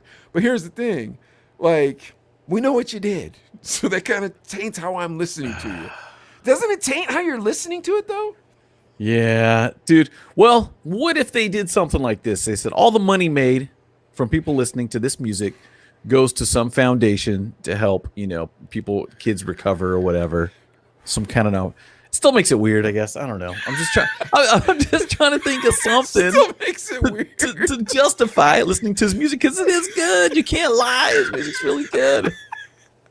Dude, we listen to His Studio music is 230. so good, dude. His We music. bump that stuff over and Tell me over. in any Studio R&B 230. singer that you like as much as R. Kelly, and he's a gangster too. That's the thing, dude. I watched every one of those videos in the closet. Like he had the next version, the next version. Then he brought that dude in from the Supremes and like 12 I was just different versions. Yeah, Huh? I'm just See, like there's this a is ton of them. Yeah, but it was all a video, and he's like hiding in the Oh closet my from gosh, this, dude. and he's looking at me, and I'm looking at him. I watched the whole thing, dude. It's like wasting your life watching this idiot Oh, cheat on some jeez. dude's wife. Oh my I'm gosh, gonna dude. catch a case. It's like, oh man, Dude was creative. dude, the guy's phenomenal. He's a genius. Jeez. But he pees on 12-year-olds Adelaide. We can't listen to his music anymore. Dude, yeah, we can't, dude. We can't. And dude, remember Jay-Z and R. Kelly had that they were gonna do that album together. Yeah. They did it. It was ready to go. And then the allegations started coming in. Jay-Z's all, dude, I don't want to be a part of this. And the music was good. I remember listening to this and I was like, this R. Kelly Jay-Z stuff is really dope. It's like Fiesta Part 2. This is gonna be big. And then like, should I play at the club? Nah, better not. Yeah, nah, better not. Dude. Can you play Ignition at the club right now? What do you think? I don't know, because the people that are gonna be say you're at a wedding, you're DJing, and it's a 40 plus age wise. There's that crowd that knows Ignition, that knows What Steph, that knows all nationality these is the crowd? that kind of brings up something too. There has to be a certain nationality, bro. You got to be brown. Filipinos. I feel like you can pull it off of Filipinos. Well, if you're white, you can even say, "Oh, I didn't know about that other stuff. I just remember bumping this song. They played this on Kiss FM back in what I listened to." No, I'm saying you personally, you and me, we're going to bump a club. You got it in the crate, and it's like, bro, I'm itching to hear this song. I'm like, me too. All right, now what's the nationality of the crowd? If it's mix, and here's the thing, even if it's black, R. Kelly's black, and it's packed on the dance floor, black people, and you play Ignition, You're good. There's gonna be some You're like straight. well, Nah, there's man. gonna be some looking around like, this is okay, right? Yeah, It's okay. All right, he's dancing. All right, she's dancing. Mexican okay. people, I think you could play it in front of them. Yeah, I feel like they might not even know the news story. Like, Fear Me what? Holmes, let's play What it. happened? Yeah, dude, What- what I'd be down happened? with that. All right, Filipinos, because I feel like once again They'll they might not know karaoke it. Yeah, oh Filipinos yeah, karaoke. 100%, bro. A line of it too. This is the Mexican other one that called kitchen. Pass me that lumpia. Yeah. Shout out to our Filipino homies, dude. Oh, We got to homies all in the every race and homies, color. all the homies, bro. I'll tell you right now, too. Filipinos take racist jokes the best. Like every time I bag on a Filipino, but a real Filipino, not like an American Filipino. If I bag on a Yeah. Filipino, they're like, "That's so true." Yeah, like they're never like, "Hey, let me tell you something." You know, they're like, "That's so true." That's We good, like the dude. 'Cause pictures.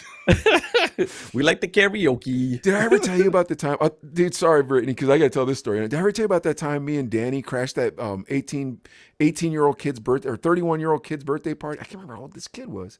21 maybe? Danny the Love Dwarf? No, Danny the coconut. Oh no, We crashed this kid's birthday party, dude. So I'm in West Covina, right?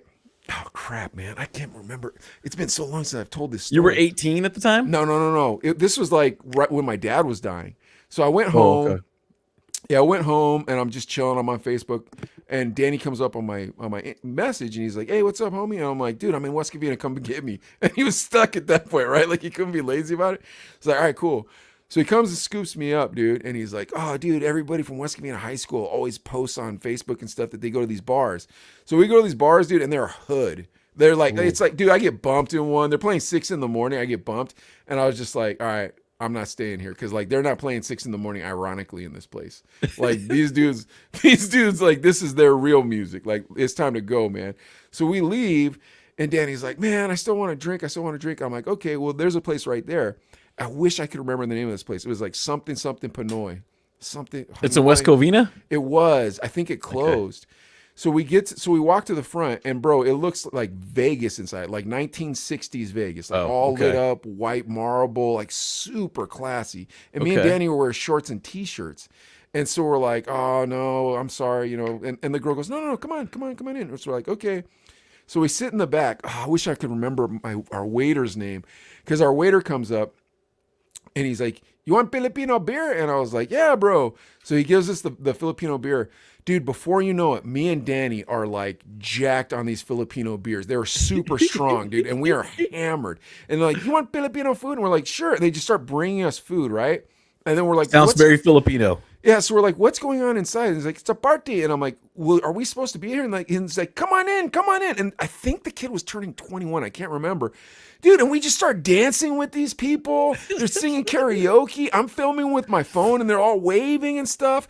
Dude, it was nuts. And then we go sit back outside. Oh, I wish I could remember our waiter's name. And he comes over and he goes, next time you come to whatever the name of the restaurant is, he goes, we'll bring you 2 girls. And they're very fresh. And I was like, we're married, man. Don't be saying stuff like that on camera. Yeah, dude. And dude, before it was done, like we're on camera together with the owner, and he's like, and I'm like, if you're not Pinoy, then beep you. And he's like, no, everybody could come, not just Pinoy. And I'm like, if you're not Pinoy, beep you. Oh, dude, it was so wild. Yeah. Dude, Filipinos are the best too, man. There's always tons of food. There's always music. There's always entertainment. Hold on, wait. Yeah. So check this out. So at the end of the night, I'm like, well, can we have our check? And they were like, we're not open yet. We don't even have a cash register system. This was a private party. And I'm like, why did you let us be here? We're embarrassed now. And they were like, no, we had so much fun. Dude, I'm telling you, the owner came out to meet us. The owner's mom came out to meet us. The owner's mom came out to meet us. And I was filming her. I'm like, hey, tell what's up to all the handsome guys in Pittsburgh. I was like, you know, she's single, guys. I was like, dude, I was going wild with these people. I wish I could find those videos. Yeah, man, it was so nuts. That's great. Dude, that was one of the funnest nights of my life. All right, guys. Oh, dude, that's awesome. Sorry, we're not getting to. Do you want to just do a little quick Britney and then get out of here? Yeah. Hold on, where are we at? Can we do it? Can we do a quick version of it? We're 1:30 right now. We're an hour and a half. Yeah, we're usually 2. We don't want to be, but give me some. We always end up doing this. So Mike's the legal mind, so he's got to help me kind of. Unlike Adelaide, break down the story. Went for geography. I went to a real college where I had a counselor who was like, hey, what do you want to do when you graduate? And I was like, not sure. And he's like, well, you better figure that out before you come see me again. And don't go to some stupid fair and pick something. My major was pre-law. I was a legal studies major. So I can read legalese. So he understands this stuff. So the story that we kind of focused on now, because as you know, there's been a lot going on with Britney Spears. I mean, it started with her dad, the conservative ship. Basically what that means, and tell me if I'm wrong, Mike, or correct me, fill in. Yeah. The conservative ship is basically saying, I'm going to control your life because you're either mentally unstable or incapable of making adult decisions. So I'll be in charge of everything from money to where you live, to what you do, to who you hang out with, to what gigs you take. Yeah, it's super weird because it's essentially saying you're a minor again. And I have the same rights over you as if you were still a minor. But that's super weird to do to an adult. Like, how old is Britney Spears? 30? 40. She's like 40. 40? Yeah. Holy God. And her dad is telling her what to do? Since 2008. So this has been going on for 13 years. I remember we like touched on that story where we were talking about our childhood crushes, and we were talking about how she made $100 million in Vegas and got $2,000 a week or something, or $1,000 a week. She got minimal money to just to survive on. But yeah, she's doing this. She was doing Vegas, and you know that stuff was sold out. Yeah, everybody wanted to go see her. I mean, come on, she hadn't done anything like a live show for a while, and her dad gets all the money. Probably doing 3 shows a night too. Could you imagine? Dude, just back to making money, man. I mean, dude, and she really just only needs to do what. Even if she did 1 a week in Vegas, she'll be fine. do She didn't just want do a to- big she did- city She just tour. did a tour. Yeah, like tour Yeah. for the summer, go home and live on a ranch with Jessica Simpson. Yeah. So after all this time, finally, the conservatorship has been taken away. But dude, living for 13 years like that, as a dad, I don't get that part either. You're like, why are you controlling this kid? This kid has made you so much money that you don't have to worry about money ever again, ever. Granted, it sounded like he was living in an RV somewhere in Kentucky or something. Some of those RVs are dope though, bro. but You then see again- Will Smith's, dude? Will Smith's Yeah. is ill. I'm like, man, I'll live in there, Will Smith. Well, when with my Jada has kids. friends over, it's kind Yeah, of maybe, nice. maybe that's where he lives. But it's like, I mean, dude, finally it's come to an end. I mean, it's been going on for a while now Hold on, about, do you think free Britney. Do you think Jade has ever cheated on Will in his RV? Probably. Oh, Well, that's it's not- awful. It's not cheating because it's an open relationship. Sure. All right. Still nasty. Back to 13 years. Yeah. So Britney, I mean, the main thing to take out of this is finally she has control of her own life. What's going to happen after? Is she going to go a little crazy? Remember we showed her Instagram pics of her topless, and you're like, all right, now hold it together. You just, you're just about to get your freedom under your dad and his conservatorship. So don't go crazy where people think like maybe we were wrong. I think she's on a lot of drugs, dude. Like legal stuff, like Yeah, but should it be legal? Because Michael Jackson was on legal stuff. Prince the was milk, on legal stuff. the fentanyl. You know what I mean? Like, yeah. I think she's on a lot of drugs. And then on top of it, bro, it happens to all the starlets like this. Like she's the Marilyn Monroe. You know what I mean? Like we were young. You look back, you're like, that was a pretty lady. Why'd she kill herself? And it's like, yeah, but look at her when she was young. And then look at her when she killed herself. Like, look at Britney when she was young. And then, dude, it's got to be hard as a woman to age when all you're known for is a starlet. A young starlet. I mean, she started in the Mickey Mouse Club. Yeah. So she started really young. So, and just, Oops, I Did It Again. She was what, 18, 17, 18? She was really young. I think she was 17 because I remember she wasn't old enough to date me when I worked at Hot 98.3. But when she turned 18, then I believed she was going to date me. At Hot 98. She was going There's to a drive down chance. There was a chance. Lane and say, We're looking wow, for you. a 69 Jeep Wagoneer with rust spots and no side view mirrors? I've always wanted to date a man who drove one of those. And I was going to say, I knew it. And they nicknamed it the Shagoneer. Yeah, and she'd be like, what's Classic. handsome? Fat men that are going bald. And I'd be like, I've got everything you need. I can get you in the movies for free. And I can. free popcorn. Free But popcorn. it doesn't come in the bucket. You got to have one of those in a soda holder. It's okay. That's free. Oh, they wouldn't give you the bucket? Yeah, and if you wanted the free soda, you had to bring your own cup. Imagine how hookup's a romantic that hookup, was man. on dates. Woo, Imagine how hookup's a romantic that hookup. was on dates. Hey, But baby, yeah, brought us our own I mean, cup. yeah, so 13 years. Now, didn't her husband say something? Oh, well, the guy, she's got a fiance. Are they actually Okay. married now? I don't know. But lucky for him, because now she can get married, right? Because I think he was even kind of controlling it. They were even, like, the dad was even trying to say, like, I think, You- wasn't there you've a gotta story use where birth he control. said that he said Britney's dad was a D word? yeah, that's He the said, "F that D headline. word?" That's the headline in this thing, and it's opening up right now. But I want to. Britney Spears' fiance spoke out on singer's father in conservatorship row. Quote: "Total D." So he doesn't That's all like the he guy, says? Britney Spears. Yeah, this is over the That made legal the battle. news? Yeah. Then it goes into detail about everything, about how the court went and how her father had been, in control since 2008. Instead of a separate conservatorship, would be put in place with John Zabel. It's an accountant, so it's Britney picked this Did person. she pick him? Okay. Yeah, she Dude, that picked this accountant's person. gonna. So Dude, they all got this their is not hands gonna out. end I don't well. care. I don't care who This you are. is They not got their gonna- hands out. this Yeah. is not gonna end well, dude. Like, Yeah. I think the hard part. Well, fudge. We got to stop doing this as a country. We got to stop Yeah. like having Ariana Grandes Yeah. because dude, no one stays 17 forever. Yeah. At some point, you got to take accountability. And Dad, Jamie Spears, you got to let Britney be accountable for her actions. She's a grown woman now.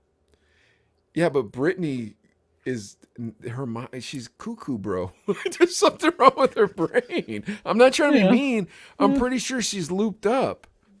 Yeah, dude. Dude, when you're famous and young, that messes with your head.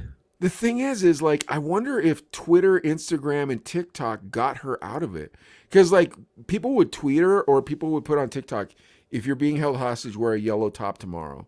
And then the next day she'd put a video out and she'd be wearing a yellow top. Huh.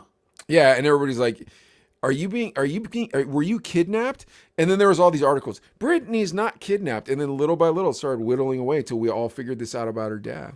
Social media saved her. Interesting. Got her free from the conservative shit. That's what got the ball rolling. Yeah. Huh. It's weird how those things work, huh? Like Hannibal Buress saying that thing about Bill Cosby. You know, Dave Chappelle saying this thing about R. Kelly. Like, it gets the ball rolling. And it's like, but why does it take so many years for these things to get resolved? It should be, hey, how much did this girl make last summer?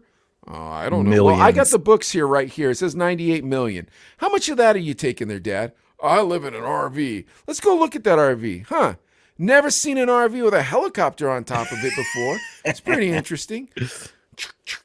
Oh, my goodness. Is this the entire lineup of the Playboy Mansion in your RV? Oh, well, I'm telling them about the Bible. I'm sure you are. The good book, huh? Give me a second. Hello, ladies. Is this a gold-plated toilet over here? Well, is that cocaine on the toilet? You know I was coming today. Speaking of which, you want a little bump? I'm a federal agent. That's how it went. Yeah, he kept 97.9 million of that 98 million. The first year, that's how it should have gone. The first year they should have done that. The first month. And then it should have been, all right, get this scumbag out of here and get somebody smart for the kid. Kid, put a shirt on, all right? And stop sucking on a lollipop in front of grown men. Hey, I know all your wives, you perverts. Get away from Mrs. Spears. Miss Spears, come over here. We apologize that your father's a scumbag. Do you have a pastor or a priest friend that we can put the money in his name and he's not going to be a scumbag? I got a cousin, Louie. I promise you. He's half a you-know-what. He won't be a scumbag. He's a huge fan of yours. Have him hold the money. Is he an accountant? We'll call him that. That's how this went down. Yeah. Well, Britney Spears, hopefully things work out. It sounds, well, hopefully. We'll have to see what happens because I bet you this story It would suck to be that famous, dude. Yeah. At that young. Bro, like, I remember one episode you were like, well, maybe with the Chino brothers weren't supposed to blow up. I'm like, at that age? And you're like, yeah, at that age. I'm like, dude, we would have killed each other. There would have been a behind the music about us where it's like, that was the day that they slit each other's wrists at the same time. We have no idea why they were naked in the back of a limousine. Dude, we would have killed each other. Like, our egos would have been so... Dude, if we had had money, we would have been awful. Like, our egos would have been giant. We would have been at each other's throats. We would live in separate parts of the city and then only see each other at clubs and be like, we will not travel in the same vehicle. You know what I mean? Yeah. Like, it would have been the worst thing ever. Instead, it's like, now we're old and I'm like, dude, we got to get a club together. Let's get a club. And you're like... That'd be fun, though. I know. Wouldn't be for the money. Of course, it'd be fun. It'd be phenomenal.